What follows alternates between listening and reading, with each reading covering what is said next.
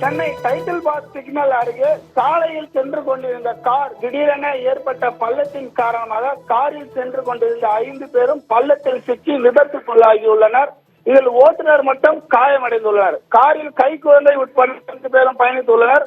தகவல் அறிந்து வந்த போக்குவரத்து போலீசார் அனைவரையும் மீட்கப்பட்டு பள்ளத்தில் விழுந்த காரை மீட்டனர். இதனால் 5 கிலோமீட்டர் தூரத்திற்கு போக்குவரத்து நெரிசல் ஏற்பட்டு வருகிறது. பள்ளத்தில் விழுந்த காரை மீட்க மொபைல் கிரேன் மூலம் காரை மீட்கப்பட்டது. சாலையின் நடுவே ஏற்பட்ட பள்ளத்தை சுற்றி பேரிகார்டு அமைக்கப்பட்டு அந்த பள்ளத்தில் மீண்டும் விபத்துகள் ஏற்படாமல் இருப்பதற்காக போக்குவரத்து போலீசார் அங்கு பணியில் ஈடுபட்டு வருகின்றனர். இந்த விபத்தினால் சென்னை OMR சாலையில் சுமார் 5 கிலோமீட்டருக்கு போக்குவரத்து நெரிசலும் ஏற்பட்டு வருகிறது. OMR சாலை டைட்டில் பார்க் சிக்னல் முதல் SRV, கந்தன்சாவடி, பெருங்குடி, துறைப்பாக்கம் வரை கடும் போக்குவரத்து நெரிசல் ஏற்பட்டு வருகிறது.